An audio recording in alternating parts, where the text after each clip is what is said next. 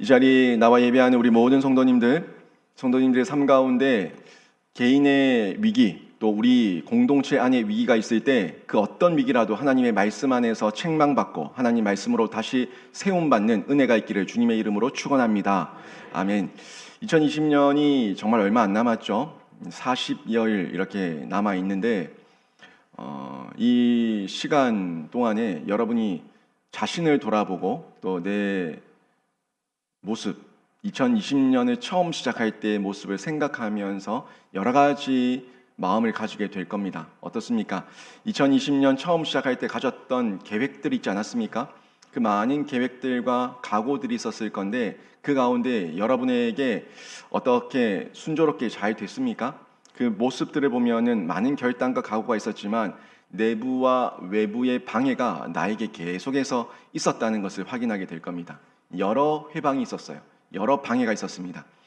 이런 모습들 가운데 나를 다시 한번 생각해보고 내가 어떻게 이 위기들을 극복해 왔는지 또 이 위기 가운데 넘어졌는지를 돌아보시게 될 건데 개인에게도 이런 회방과 방해가 있다면 공동체는 말할 것도 없습니다. 개인이 모여있는 그 많은 사람들이 모여있는 공동체는 말할 수 없는 방해와 회방이 있을 수밖에 없어요. 개인인 나에게도 그런 방해가 있고 회방이 있고 나를 넘어뜨리려고 하는데 우리들끼리 모여있고 우리들 각자의 방해와 회방이 모인다면은 공동체 안에는 얼마나 많은 회방과 방해가 있겠습니까? 여러 가지 모습들이 있는데 개인의 경우에는 하나님의 뜻을 거스르는 육신의 종족, 안목의 종족, 이생의 자랑이 늘 우리의 걸림돌이 됩니다. 개인이라서 별거 없겠지라고 생각할 수 있지만 개인의 마음 가운데 이 휘몰아치는 소용돌이와 방해는 엄청나거든요. 그 가운데 육신의 종족, 안목의 종족, 이생의 자랑 그 가운데 계속 넘어지고 또 타협하게 되고 협상하게 되면서 넘어지는데 이런 모습 가운데 저희가 결국에는 세상의 그 모습을 따라가면은 더 큰 복을 얻을 것 같아요. 세상의 모습을 따라가면은 마치 나에게 큰 이익이 있을 것 같아요. 그런 착각 가운데에서 내가 넘어져 버립니다. 내가 넘어지고 나만 넘어지는 것이 아니고 어떻게 돼요? 다른 사람들에게 내가 속해 있는 공동체 안에서 편협함을 드러내고 내가 속해 있는 그 공동체까지도 위협하는 그런 걸림돌이 될 때가 있다는 겁니다. 나도 방해와 해방에 의해서 걸림돌에서 넘어졌는데 결국은 내가 넘어지면서 나조차도 이 공동체 안에서 방해물이 되고 걸림돌이 될 수가 있다는 거예요.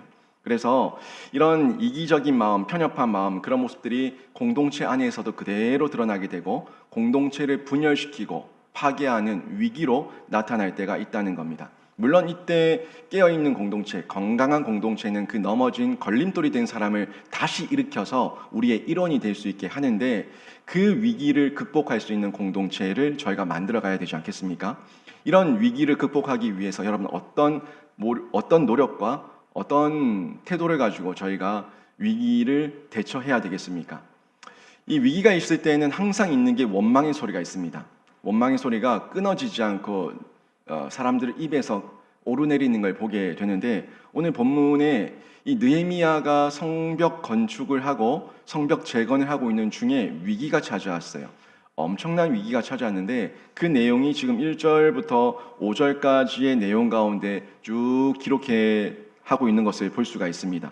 다른 일이 아니에요. 지금 성벽 재건 공동체에 큰 위기가 찾아왔던 것은 딴 것이 아니라 먹고 사는 일에 위기가 찾아온 거예요. 먹고 살 일이 막막해진 거죠. 빈곤으로 인해 가지고 공동체가 분열될 위기에 처해진 겁니다. 지난주에 저희가 봤었던 느헤미야 4장의 본문을 보게 되면은 외부예요. 외부의 방해와 회방들에 의해 가지고 공격을 받으면서 우리가 어려움을 겪었다면은 이 5장에 들어와서는 어떤 부분이냐면 우리 내부 안에서 유대인들 안에서 우리 가정 안에서 우리 이스라엘 예루살렘 공동체라고 하는 이 성벽 재건 공동체 안에서 위기가 발생해서 서로 분열되고 있는 모습을 볼 수가 있습니다. 1절 말씀을 보게 되면은 이렇게 기록하고 있죠. 그때의 백성들이 그들의 아내와 함께 크게 부르짖어 그들의 형제인 유다 사람들을 원망하는데 라고 얘기하고 있는데 여기서 보시면은 그때의 그 백성들이 그들의 아내와 함께 부르짖었다고 얘기하고 있어요. 지금 먹고 사는 생계의 문제가 심각했다는 것을 알 수가 있습니다. 이런 거죠. 밥도 못 먹고 있는데 무슨 영적 성벽이냐.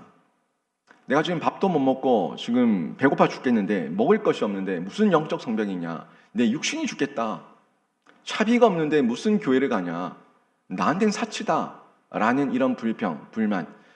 먹고 죽을래도 먹을 게 없고 먹고 죽으려고 해도 나한테 가진 게 없는데 나에게 무슨 영적이고 그런 말하지 마라. 지금 내 입이 석자다. 내 입에 풀칠하기도 힘들다. 라고 얘기하면서 심지어 이렇게 울부짖는 모습을 연상할 수가 있을 겁니다. 실제 먹고 사는 문제의 처절함은 당해보지 않고는 알 수가 없습니다. 정말 쌀독에 쌀이 떨어지고 먹을 것이 없어서 굶주리는 상황이 처해지지 않으면 그 고통과 어려움은 우리가 상상하기가 힘들 겁니다. 과거에 어려웠던 시절이 있었죠. 그 어른들의 이야기를 들어보면은 그때 내가 굶주려서 배가 고픈 것도 힘들지만 나를 떠나서 자녀들이, 처자식이, 그리고 우리 가족들이 배고파서 울고 부르짖을 때, 배고프다고 울고 있을 때 뭘 주고 싶어도 줄 수 없으니까 그 마음이 미어지고, 그런데 나는 아무것도 할 수 있는 능력이 없는 그 모습에 나에게 화가 나는 그런 처절함이 있었다는 얘기도 들어봤습니다.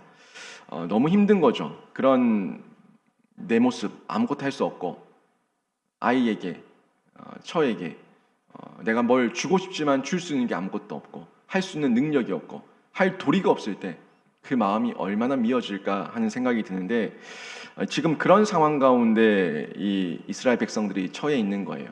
어떻게 보면은 이스라엘 백성들이 처해 있는 상황은 제가 간단히 설명드렸던 과거에 우리 한국의 어려웠던 시절과는 비교가 안 되는 상황이었던 것으로도 추측할 수가 있습니다. 지금 3절, 4절의 내용을 보게 되면은 이스라엘의 경우는 더 심각했다는 것을 볼 수가 있는데, 곡식이 없어가지고 땅을 저당 잡혔어요. 그리고 흉년이 들었어요. 그리고 바사 왕국에 세금을 내야 되는데 그 세금을 구하지 못하다 보니까 급전을 내게 되고, 그걸 못 갚으니까 5절 말씀에 보니까 자신의 아들, 딸, 그 자녀들을 노예로 보내야 되는, 마지못해서 보내야 되는, 거의 팔게 되는 이런 상황까지 처해지니까 기가 막힌 상황이 벌어지고 있는 겁니다. 이런 상황 가운데 여기저기서 원망의 소리가 터져 나오고 이 불평의 소리가 나오게 된 거죠. 여러분, 왜 이 사람들이 이렇게 가난하게 됐다고 생각합니까? 왜 이렇게 가난하게 됐고, 이 가난하게 돼서 그들 가운데 먹고 사는 문제가 해결되지 않아서 어려움을 당하고 있는 이때에 이 문제를 어떻게 극복해야 하겠습니까? 저희가 이런 어려움과 고난과 역경이 왔을 때 해결할 수 있는 방법은요, 먼저 하나님 앞에 돌아와서 하나님께서 말씀으로 전해주시는 책망의 소리, 그 책망의 소리를 듣는 것이 살 길입니다. 왜 내가 이렇게 가난해졌는가?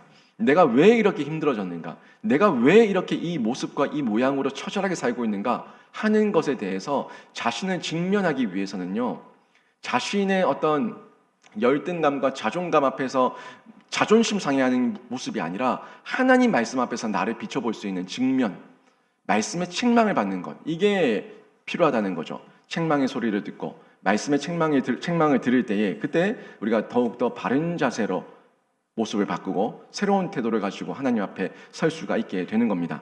6절 말씀 보시겠습니까? 6절 말씀 보니까 내가 백성의 부르짖음과 이런 말을 듣고 크게 노하였으나 이렇게 기록하고 있죠. 지금 느헤미야가 백성의 부르짖음을 들었다고 합니다. 그런데 그 말을 듣고 노했다고 얘기해요. 느헤미야가 크게 노했다고 얘기하고 있는데 왜 그랬을까요? 느헤미야가 지금 크게 노하고 있는 이유가 뭐라고 생각합니까? 가난한 백성들을 보니까 저 부자들은 왜 안 도와주는 거야? 이 가난한 백성들이 이렇게 많은데 저 부자들은 왜 이렇게 이 사람들을 압제하고 핍박하고 안 도와주는 거야? 하는 그 마음 때문에 화가 났을까요? 아니면은 내가 그래도 이 땅에 보냄받은 총독인데 내가 이 사람들의 모든 고난과 역경을 좀 풀어줘야 되는데 내가 나눠줄 게 없어서, 내가 할 수 있는 힘이 없어서 그래서 화가 나는 걸까요? 뭐 때문에 느헤미야는 지금 이렇게 크게 노했다고 얘기를 하고 있을까요? 두 가지 다 아닙니다. 두 가지 다 아니에요. 있고 없고의 문제가 아니라 그들의 개인의 탐욕된 심보와 이기적인 반응 때문에 노한 겁니다.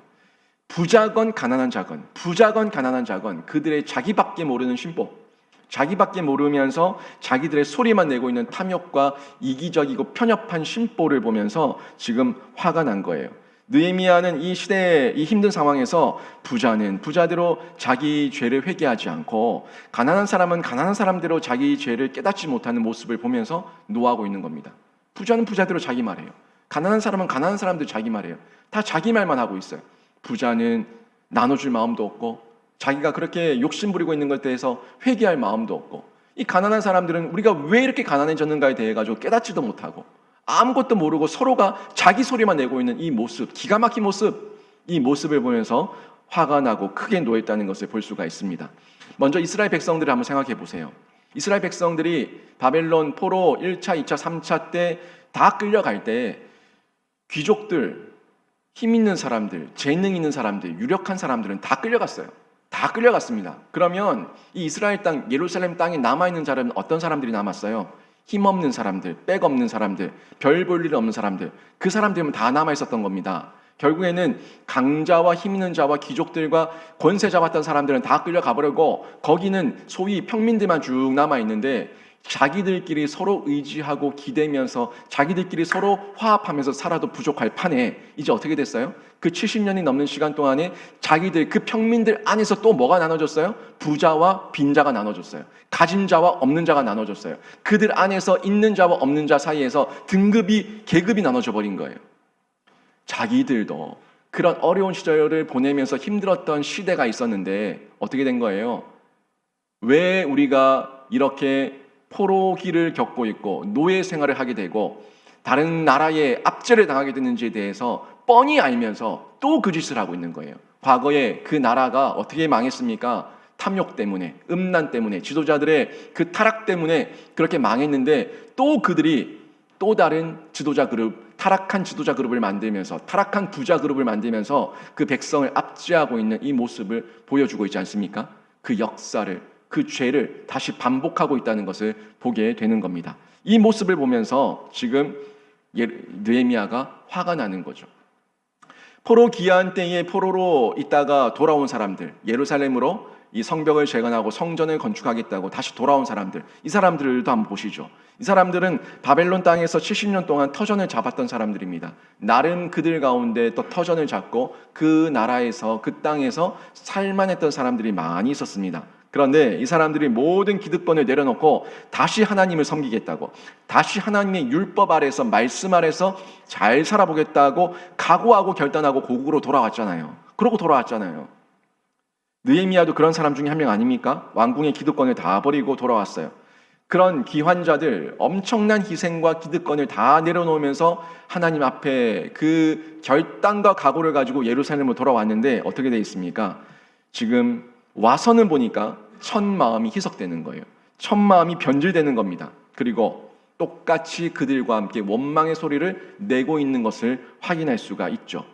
남은 자들, 그 사람들이 그렇게 다시금 옛 모습으로 죄를 반복하고 있는 그 모습을 봤다면 돌아온 사람들이 이건 아닙니다, 이건 아닙니다 라고 얘기하고 그들을 변혁시켜야죠. 개혁시켜야죠. 그런데 변혁과 개혁은 뒷전이 돼버리고 돌아온 사람들 그들도 똑같이 자기밖에 모르는 탐욕스러운 모습이 되어서 서로 죽겠다는 소리를 부르짖고 있으니까 그 모습이 느헤미야가 봤을 때 안타까우면서도 화가 나는 거예요. 이 크게 노하는 분노가 일어나는 거예요. 어떻게 이럴 수가 있나?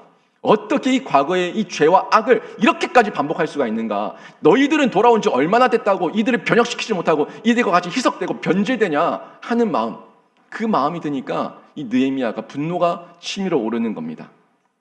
그리고 그 가운데서 조금 더 가진 자들, 이 부자들의 탐욕을 보니까 더 노할 수밖에 없죠. 돈이 있어서 빌려주는 것까지는 좋은데 이자를 너무 많이 취하는 거예요. 고리 이자를 취하는 거예요. 그리고 하나님 말씀을 어기는 거예요. 이 모습을 보니까 화가 나는 거죠. 말씀을 어기고 있거든요. 율법을 어기고 있거든요. 분명히 모세의 율법에는 이스라엘 공동체 안에서 돈을 빌려주고 이자 받는 것을 금지하도록 하나님께서 명령하셨어요. 약한 자들, 없는 자들, 그들을 위해서 베풀고 구제하고 흘려보내고 섬겨줄 것, 희년과 안식년, 이 모든 제도와 함께 형제들에게 돈을 빌려줄 때는 이자를 받지 마라 하는 율법을 분명하게 제시하고 있는데 이걸 다 어기고 있는 거예요. 출애굽기 22장, 레위기 25장, 신명기 23장, 그리고 24장 곳곳에서 이자 받는 것을 금지하고 있는 하나님의 말씀과 계명과 율례와 법도가 있는데 이 모든 걸 어기고 있는 겁니다. 이런 이유 때문에 느헤미야가 화가 나는 거예요. 그리고 이런 형제에 대한 하나님의 말씀에 대한 틀과 그 제도가 있기 때문에 이들은 서로를 얘기할 때 우리의 형제요, 우리의 형제요 라고 얘기하는 거예요. 오늘 본문도 한번 보세요. 본문 1절에 보시게 되면 형제인 유다 사람이라고 얘기하고 있고 7절에서도 각기 형제에게라고 얘기하고 있어요. 그들은 서로 형제예요.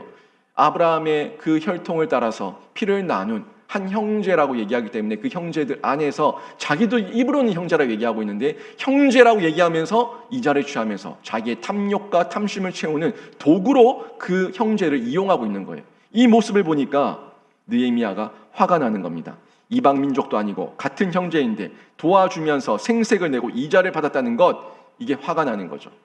공동체의 회복을 위해서는 모두가 한 마음이 되어야 할 때 아닙니까? 공동체가 더욱더 하나 되고 한 마음이 되어가지고 이 성벽을 건축하기 위해서 애쓰고 수고하며 노력해야 될 때인데, 부자는 가난한 형제들을 착취하고 가난한 사람들은 부자를 원망하면서 서로 그 안에서 분쟁과 분열과 나눔과 시기와 미움이 가득해진 이 공동체로 만들어가고 있으니까 결국에 공동체 위기가 되고 있고, 이 모습을 보면서 느헤미야가 화가 나는 겁니다. 노를 바라고 있는 거예요.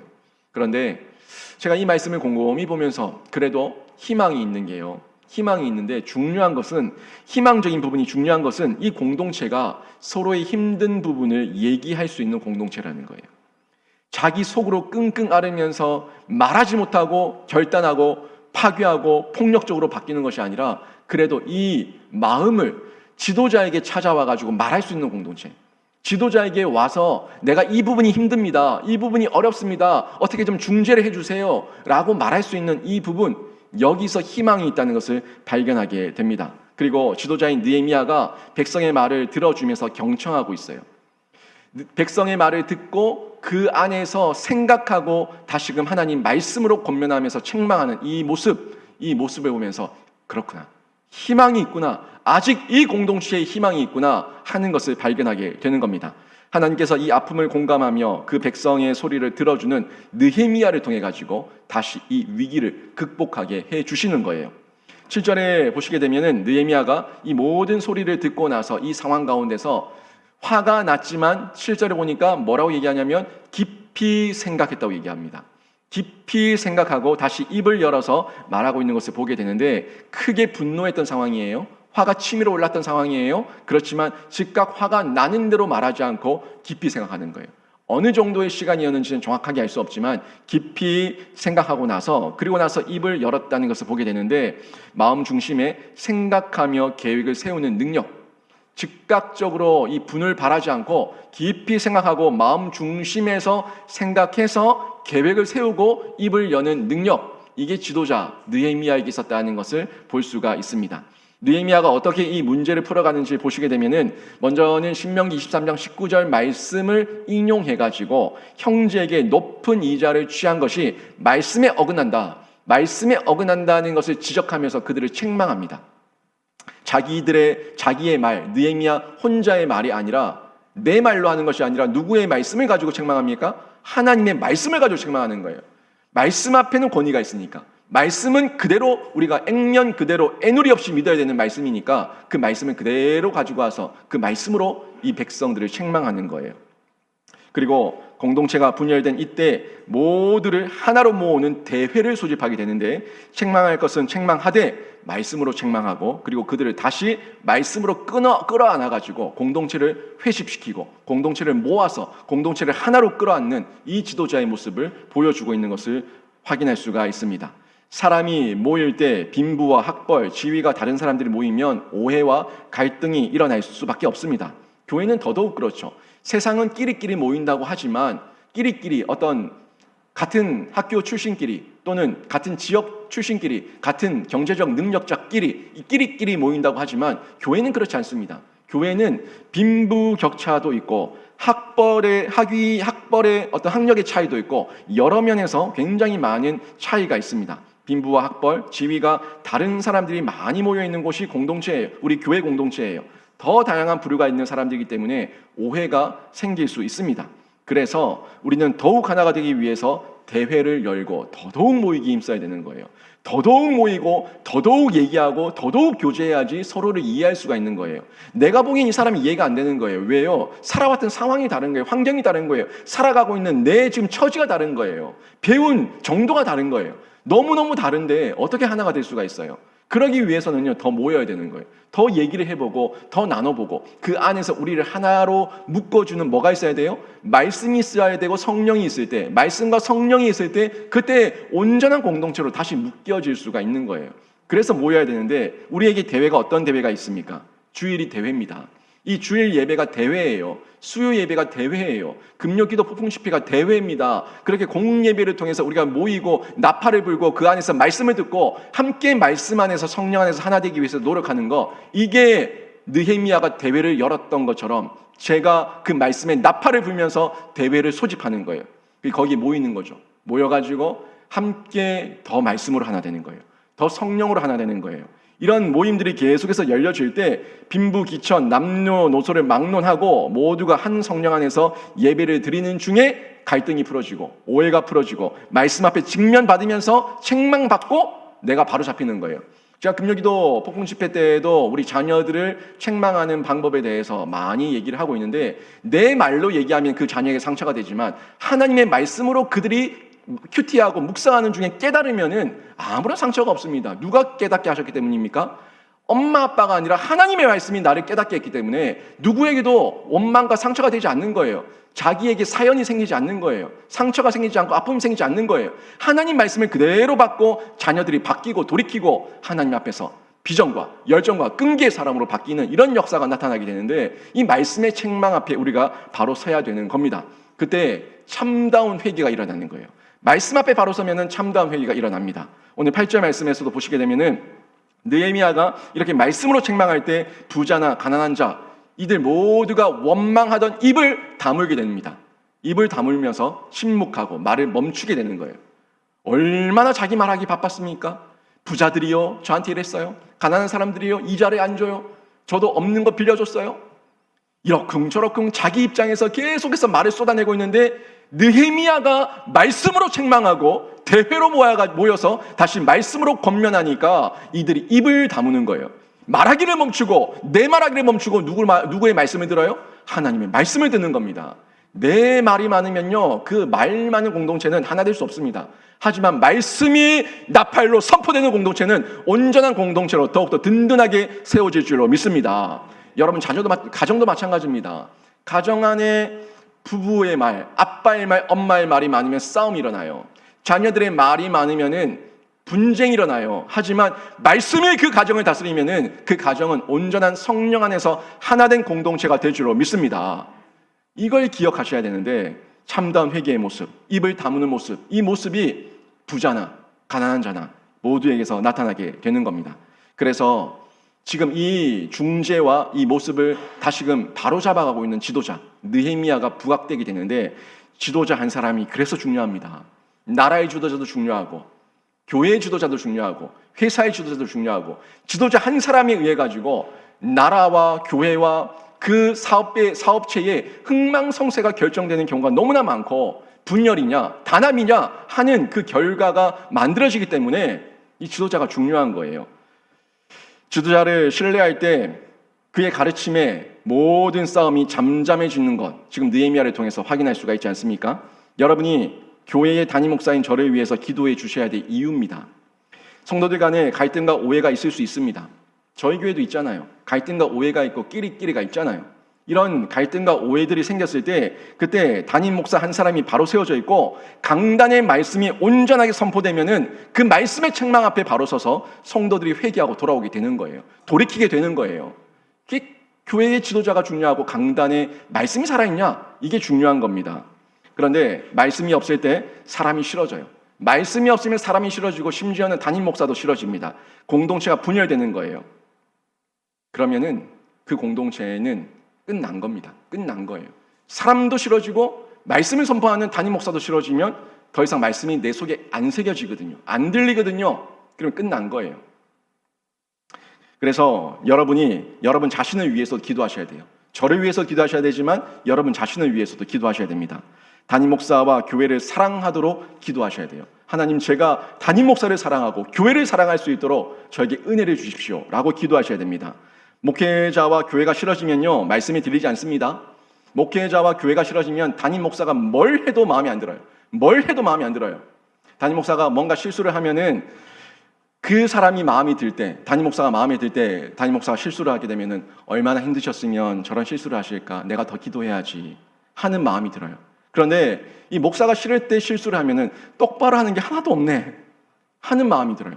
마음먹기에 따라 달라지거든요. 마음먹기에 따라서 달라지고 그 사람을 내가 어떤 시각으로 보고 있냐에 따라서 보는 평가와 태도가 달라지는데, 이런 반응이 나오게 되는데, 저희가 이렇게 부정적인 반응으로 보기 시작하면은 자신의 영혼도 망치게 되고 마음으로 죄를 범할 수밖에 없어요. 마음으로 계속해서 죄를 범하는 거예요. 그래서 제가 하나님께 귀하게 쓰임받고 성도들에게 은혜를 끼칠 수 있도록 목회자로 쓰임받도록, 바른 목회자로 쓰임받도록 여러분이 기도해 주셔야 되고, 물론 저도 기도하고 여러분도 기도해 주시고, 또 여러분 각자의 개인도 목회자와 교회를 사랑하는 은혜를 달라고 기도할 때, 그때 말씀의 직면이 바로 세워지게 되고 참다운 회개의 삶을 경험하게 되는 겁니다. 왜요? 말씀이 제대로 들어오니까, 말씀이 그대로 흘러 들어오니까, 걸림돌 없이 그대로 흘러 들어오니까 말씀 앞에 직면받아가지고 참다운 회개의 삶으로 나타나게 되는 겁니다. 그리고 9절 말씀처럼 각자의 삶을 돌아보게 되는데, 하나님을 믿는 우리의 소행이 안 믿는 사람에게 비방거리가 될 수 있다는 것을 생각하고 주의하게 되는 거예요. 9절 말씀 잘 보세요. 9절 말씀 보시면은 하나님을 믿는 우리의 소행이 안 믿는 사람들에게 비방거리가 되지 않도록 주의하는 것. 이게 어떤 삶입니까? 하나님을 경외하는 삶이에요. 하나님을 두려워하는 삶이에요. 하나님을 사랑하는 삶이에요. 이 경외하는 삶을 살게 될 때, 그때 내 모습 하나하나를, 내 소행 하나하나를 점검하면서 돌이키고 바른 길을 가게 되는 겁니다. 또한 이 본을 지금 누가 먼저 보여주고 있습니까? 느헤미야가 직접 솔선수범하고 있다는 것을 볼 수가 있습니다. 10절과 11절 보십시오. 10절과 11절의 내용을 보면은 느헤미야가 가르쳐 주는 게 있는데, 구체적인 내용은요, 이 부분이에요. 느헤미야와 그 형제들은 곡식을 주고도 이자를 안 받았다는 겁니다. 이 느헤미야와 그 형제들은 곡식을 없는 사람들, 가난한 사람들에게 나눠줬어요. 그들도 나눠주고 나서 이자를 안 받았다는 거예요. 이게 지금 어떤 겁니까? 느헤미야가 솔선수범하고 있다는 거예요. 그냥 가난한 사람들을 동정하는 정도가 아니라, 부자들을 가르치는 정도만 아니라, 내가 이렇게 하고 있으니까 너희도 이렇게 하라고 말할 수 있는 본이 된 거예요. 솔선수범, 중요한 부분이죠. 그러니까 자신이 먼저 본을 보이면서 우리가 이 일을 그치자고 얘기할 수가 있는 거예요. 이 일이 뭐예요? 이자 받는 일. 그 이자 받는 일을 그치자. 우리가 이 일을 그치자. 나도 이렇게 할 테니까 하고 있고, 나도 이렇게 계속 할 테니까 너희도 이 일을 그치자. 공동체를 파괴하는 거다. 이 일을 그치자. 편협하지 말자. 이기적이지 말자 하는 얘기를 하는 거예요. 이 일을 그치자. 그 얘기를 느헤미야가 솔선수범이기 때문에 자신이 본을 보이면서 그들을 설득할 수가 있었던 겁니다. 그리고 말로만 한 것이 아니라 지금까지 받은 것도 돌려보내라고 실천을 요구하고 있어요. 나는 이렇게 지금까지 계속 해왔으니까 너희도 이제 그치고, 지금까지 너희가 토색하고 빼앗은 것이 있다면 다 돌려줘라. 이 실천을 요청하고 있는 겁니다. 바로 회개. 말로만 회개가 아니라 행동의 회개, 실제적인 회개, 참다운 회개를 촉구하고 있는 것을 확인할 수가 있죠. 그리고 12절 보시니까 느헤미야의 본을 통해 가지고 귀족들과 민장들이 다 순종했다는 것을 말씀해주고 있습니다. 그리고 느헤미야는 더 나가서 그들이 순종하고 나서 약속한 것, 이 모든 것들을 가지고 맹세하라고 얘기해요. 맹세해라. 너희가 이 일에 대해 가지고 앞으로 이렇게 하겠다고, 계속해서 이것을 지키겠다고 맹세하라는 얘기를 하는 것을 보게 되죠. 13절 말씀 한번 보세요. 13절 보시면, 만약 지키지 않으면은 그 집과 산업을 하나님께서 다 털어버리시겠다, 다 빼앗겠다 하는 선언까지 하고 있는 거예요. 이건 저주가 아닙니다. 말씀을 그대로 전달한 거예요. 하나님의 말씀에 그렇게 하면 그 집안은 망한다고 했는데, 나도 그 말씀 그대로 선포한다.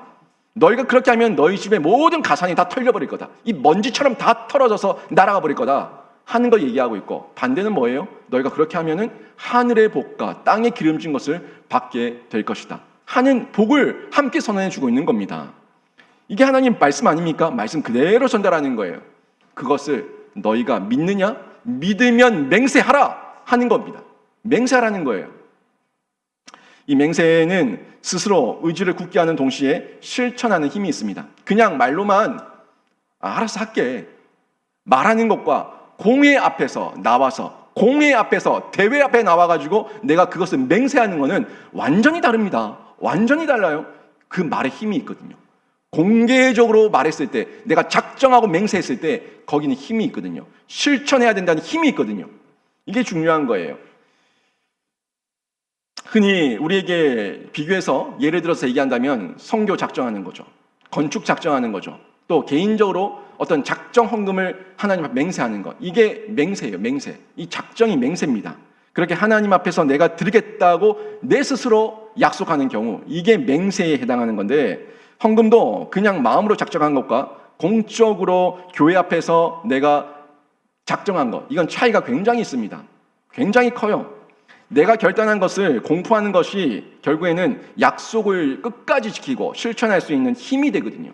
왜요? 내가 교회 앞에서, 공회 앞에서 약속했기 때문에, 하나님 앞에서 약속했기 때문에 거기에 힘이 있는 거예요. 내 혼잣말로 내가 하면 좋지, 하면 되지, 말한 것이 아니라 내가 써내고 내 말로 고백하고 이렇게 공회 앞에서, 하나님 앞에서 작정했을 때 그거는 나에게 나를 쳐서 실천하게 하는 힘이 된다는 겁니다. 그래서 중요한 부분이죠. 그렇기 때문에 느헤미야가 이 귀족들과 민장들에게 나와서 맹세하라고 얘기하고 있는 거예요. 혹시 여러분 올해 하나님 앞에서 작정, 맹세한 부분이 있습니까? 여러 면에서 맹세하고 여러 면에서 작정한 부분이 있습니까? 그런 부분이 있다면 2020년 다 가시기 전에 여러분 개개인이 하나님 앞에서 부끄럽지 않게 결산하시기 바랍니다. 참된 순종의 모습이에요. 그게 말씀에 직면했을 때 순종하는 거예요. 사람에게 보이기 위한 것이 아니라 하나님 말씀 앞에서 내가 순종하는 참된 순종의 모습인데, 이렇게 내 스스로가 하나님 앞에서 정리되고 하나님 앞에서 말씀 앞에서 떳떳해질 때, 그때 나도 떳떳하고, 그래서 공동체에게 내가 뭐라 얘기할 수 있어요? 중직이든 재직이든 모든 곳에서 나를 본받는 자가 되라고 얘기할 수가 있고, 나와 함께 하자고 얘기할 수가 있고, 그들에게 실제적인 바른 나눔과 실천으로 공동체를 더욱더 끈끈하게 하나로 묶을 수 있기 때문에 그게 힘이 되고 능력이 된다는 겁니다. 이때 정말 올바르고 건강한 나눔과 실천이 드러나게 되죠. 이 나눔과 실천. 공동체는요, 나눔과 실천이 있어야 됩니다. 공동체는 나만을 위한 공동체가 아니라 우리를 위한 공동체예요. 우리 하나님이에요. 우리예요. 이 우리 안에 내가 있는 거예요. 절대 우리 하나님은 나만을 위한 하나님이 아닙니다. 우리 하나님이에요. 하나님 나라, 우리 나라예요. 우리 하나님 나라에 우리가 거하기 위해서는 우리 공동체가 성령 안에서 하나 되는 그런 능력이 나타날 때, 그때 실제적인 나눔과 실천이 일어나게 되는 거예요. 세상은 그렇지 안 가르치죠. 너만 잘 살면 된다. 너만 잘 살면 된다. 편협, 이기, 이걸 얘기하고 있지만 교회는 그렇지 않습니다. 14절부터 19절 말씀에 쭉 보시게 되면은 이 14절부터 19절 전체적인 내용의 핵심은 바로 이거예요. 느헤미야가 나눔의 실천에 있어서 스스로 지도자로서 솔선수범했다는 것을 기록하고 있는 겁니다. 바벨론과 바사왕에 의해서 세워진 총독들은 과거로부터 그 부하들까지 계속해서 이스라엘 백성들을 압제하고 토색했습니다. 그들에게 빼앗았어요. 그런데 느헤미야와 그 형제들은요, 총독의 녹을 먹지 않았습니다. 느헤미야와 그 형제들, 그 관리들, 그들은 총독의 녹을 먹지 않았어요. 분명히 왕에 의해서 임명받은 총독이지만 그 녹을 먹지 않았다고 얘기하고 있습니다. 17절에 보시면은 느헤미야와 함께 했었던 그 지도자들의 수가 150명이라고 얘기하고 있어요. 또 18절에는 매일마다 그들과 일을 하기 위해서, 그들에게 양식과 먹을 것을 주기 위해서 이렇게 많은 먹거리가 필요했다는 것을 기록하고 있는데, 이 모든 회의를 위해서, 일을 위해서, 사역을 위해서 먹을 것과 쓸 것이 필요했지만 느헤미야는 누구 것으로 감당했어요? 자기 것으로 대접하고 녹을 요구하지 않았다고 얘기하고 있습니다. 그가 녹을 요구할 자격이 없어서가 아닙니다. 분명히 자격이 있지만 그 자격을 내려놓고 솔선수범했다는 것을 확인할 수가 있죠. 먼저 하나님의 사랑으로 하나님의 사랑으로 백성들을 받기 때문에 느헤미야는 그 일을 실천할 수가 있었어요. 백성의 부역이 중하기 때문에 세금으로 걷어들인 그 녹을 취하지 않았고 그것을 통해서 도리어 나눠주고 베푸는 그런 실천, 솔선수범을 느헤미야가 할 수 있었다는 것을 볼 수가 있습니다. 이처럼 지도자의 마음이 자신에게 있는가 아니면 백성에게 있는가, 이건 그 삶을 통해서 드러나게 됩니다. 제가 일전에 오후 예배 때에도 한번 말씀드렸는데 물질이 있는 곳에 마음이 있다고 얘기했죠. 반대로 마음이 있는 곳에 물질이 가는 거예요. 내 물질이 어디를 많이 가냐 보면은 내 마음이 어디 있는지 볼 수 있습니다. 하나님께 먼저 가냐 아니면 나에게 먼저 가냐. 물질이 있는 곳에 마음이 있고 마음이 있는 곳에 물질이 있어요. 하나님께 마음이 없으면 물질 못 드립니다. 절대 못 드립니다. 이 부분 성도도 마찬가지지만 백성도 마찬가지지만 지도자도 마찬가지예요. 지도자도 자기 마음이 있는 곳에 물질이 가요. 자기 마음이 있는 곳에 교회 예산이 편성됩니다. 이걸 정확하게 보셔야 됩니다. 삶으로 다 드러나는 거예요. 진심을 본 사람들. 하지만 그 지도자의 진심을 본 백성들이 있다면 그 진심을 보게 되면 동의하게 되고 마음이 같이 움직이게 되고 본을 받게 되고 따라가게 되는 거예요. 또한 부자들에게 이자를 받지 말라고 지금 느헤미야가 말한 것도, 돌려주라고 말한 것도 사실 쉬운 결단이 아니거든요. 쉬운 결단이 아니지만 느헤미야가 자신 있게 말할 수 있는 이유 뭡니까? 자신이 그렇게 하고 있으니까, 자신이 그 일을 솔선수범하고 있으니까 그 일을 자신 있게 말할 수가 있는 거예요. 분명히 눈에 보이는 손해가 있어요. 그게 명령만 가지고 되겠습니까? 안 됩니다. 하지만 지도자가 하나님의 백성들을 사랑하며 손해를 감당하고 포기하는 삶을 보이니까 다른 사람들에게도 내려놓으라고 직접적으로 권면하고 부자들도 결국에는 순종하며 따라오게 되는 겁니다. 스스로 실천하는 삶이 없는데 나는 실천하는 삶이 없으면서 나는 십자가를 지지 않으면서 성도들에게, 백성들에게 십자가를 절하고 그렇게 얘기하면 누가 따라오겠습니까? 아무도 따라오지 않습니다. 너는 이렇게 얘기한다고요. 저 또한 마찬가지입니다. 저는 이 영신교회에서 부귀영화를 누릴 마음이 전혀 없습니다. 영신교회에서 부귀영화를 누릴 마음이 전혀 없습니다. 조금도 없습니다. 할 수만 있다면 우리 성도들보다 제가 더 헌금하고 제가 더 헌신하고 제가 더 수고하는 삶으로 전 여러분에게 본이 되기를 원하고 그렇게 도전하기를 원하고 기도하고 있고 또 그렇게 살아갈 겁니다. 그리고 여러분은 그 모습을 보면서 또 함께 순종하게 되고 또 따라오게 되고 함께하게 되는 거죠. 함께하게 되는 거죠. 목사님 혼자 하는 것도 아니고 중직자 몇 명만 하는 것도 아니고 우리가 함께하고 함께 위기를 극복했다고 말할 수 있는, 우리 하나님께 감사하게 되는 이런 역사, 그 역사를 우리가 함께 만들어가는 거예요. 다만 앞선 자들이 거기에 더 솔선수범해야 되는 부담과 책임을 가지고 있다는 것을 보게 되는 거죠. 어떻습니까? 느헤미야를 통해서 바른 지도자의 모습과 그리고 그와 함께 위기를 극복해 나가는 공동체의 모습을 배우게 되지 않습니까? 19절 말씀 한번 보시죠. 19절 말씀 같이 한번 읽어보겠습니다. 같이 읽습니다. 시작. 내 하나님이여, 내가 이 백성을 위하여 행한 모든 일을 기억하사 내게 은혜를 베푸시옵소서. 아멘. 지금 자신 있게 얘기하고 있어요. 기도하고 있는데 느헤미야는 하나님께 자신이 백성을 위해서 한 일, 제가 백성을 위해서 한 일을 하나님 아시지 않습니까? 하나님 기억해 주십시오 라고 기도하는 거예요. 하나님 기억해 주셔서 은혜를 베풀어 달라고 기도하는 거예요.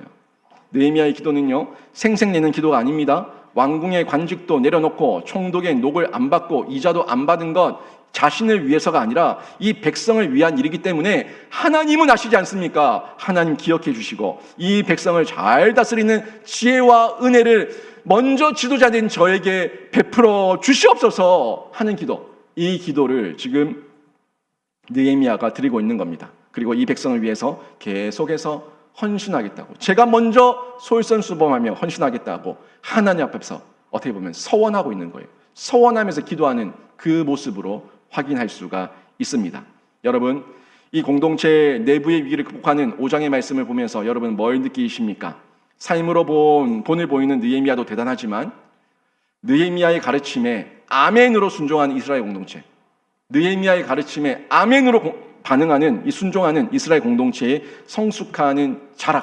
성숙함으로 자라가고 있는 이 모습도 확인할 수 있지 않습니까? 분명히 보여지고 있죠. 말씀과 성령으로 하나 된 공동체가 될 때 가능한 거예요. 이렇게 하나가 되지 않으면은 아무리 본을 보이고 가르쳐도 알아듣지 못합니다. 내가 수고해서, 내가 돈 벌어서, 내가 이자를 좀 받겠다는데 왜 그거 못하게 해? 왜 그거 간섭해? 왜 그걸 가지고 압제하는 거야?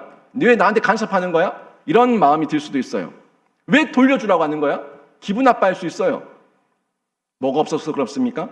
말씀이 없을 때, 성령이 없을 때 이런 반응이 나오는 거예요. 하지만 말씀과 성령으로 하나 되고 나면은 내가 지금 이익이 된다고 할지라도 우리를 생각했을 때, 우리 공동체를 생각했을 때 기꺼이 내려놓고 헌신하고 포기하게 되는 이런 반응으로 나타나게 되는 것을 확인하게 되는 거죠. 성경 본문에 11조와 헌금이 나오면은 목회자는 어쩔 수 없이 헌금 설교를 할 수밖에 없습니다. 어쩔 수 없이 헌금에 대해서 말할 수밖에 없어요. 그런데 그 헌금 설교만 나오면은 이 교회도 돈이나 바치라고 한다면서 나가버립니다. 이 교회도 돈만 밝힌다고 얘기하면서 비꼬아 듣습니다. 그런 사람일수록 방법이 없어요. 제가 더 본을 보이고 우리 중직들이 더 본을 보이고 우리 공동체는 그런 공동체가 아니라는 것을 말씀과 성령을 통해서 직면받고 말씀과 성령을 통해 가지고 하나 되지 않으면은, 다시 묶여지지 않으면은 마음이 바뀌지 않는 거예요. 늘 모든 게 삐딱하고 부정적으로 볼 수밖에 없는 거죠. 그 지도자인 제가 먼저 돈을 포기하고 손해보는 적용을 해야지 다른 사람에게도 전할 수가 있습니다. 제가 헌금에 대해서 떳떳하지 못하고 헌금에 대해서 본이 되지 않는다면 여러분에게 헌금 설교 못합니다. 제가 여러분에게 작정한 부분에 대해서 이행하지 못하고 지키지 못하면서 여러분에게 작정한 거 이행하라고 얘기하지 못합니다. 본이 될 때 말할 수가 있는 거예요. 재물에 신앙이 겸비되면요, 큰 일을 할 수가 있어요. 재물에 신앙까지 겸비되면 큰 일을 할 수가 있지만 재물에 신앙이 없으면 당대에 이 현세의 지옥을 경험하고 그리고 후손도 고생하고 내세에도 지옥이에요. 하지만 재물에 신앙이 겸비되면 하나님께서 주시는 놀라운 일, 큰 복을 받아 누리고 후세에도 공동체에도 하나님께도 영광이 되는 귀한 삶을 살게 되는 겁니다. 이걸 기억하셔야 되는 거예요. 구원을 위해서 돈을 내려놓는 지도자 한 사람이 있으면 그 안에 어떤 갈등과 오해가 있어도 그 공동체는 무너지지 않습니다. 우리 안에 개인의 탐욕과 욕심의 위기가 올 때 오늘 말씀을 통해 가지고 지도자를 통해서 전달되는 하나님의 책망의 소리를 듣고 속히 여러분도 돌이키시고 우리 안에 있는 이 어려움과 갈등과 모든 위기가 극복되는 은혜가 있기를 주님의 이름으로 축원합니다. 오늘 말씀 정리하면 여러분, 원망의 소리를 통해서 나의 죄를 발견하세요. 원망의 소리를 통해서 나의 죄를 발견하세요. 그리고 책망의 소리를 통해 가지고 나의 죄를 고백하세요. 책망의 소리를 들을 때 나의 죄를 발견해야지 상대를 비꼬는 게 아니에요. 책망의 소리는 하나님 소리입니다. 하나님의 나팔 소리가 들릴 때 내 안을 봐야 돼요. 나의 죄를 봐야지 왜 상대의 티를 보려고 합니까? 내 안에 들보를 가지고 있는데 나의 죄를 고백하고 발견하고 돌이키는 거죠. 그리고 나눔과 실천을 통해서 나의 위기, 우리 공동체의 위기, 우리 가정의 위기, 모든 위기를 극복하게 되는데 탐심과 탐욕을 버린 성령으로 하나 된 공동체가 될 때 그 사역을 감당할 수 있는 겁니다. 저는 여러분의 가정이, 여러분의 모든 일터가, 그리고 우리 영신교회가 탐심과 탐욕이 아니라 성령으로 말씀으로 하나 된 공동체가 되기를 원하는데 그 안에 여러분 모두가 뛰어드셔서 모두가 하나님 앞에 귀하게 쓰임받는 복된 성도들 다 되시기를 주님의 이름으로 축원합니다. 아멘.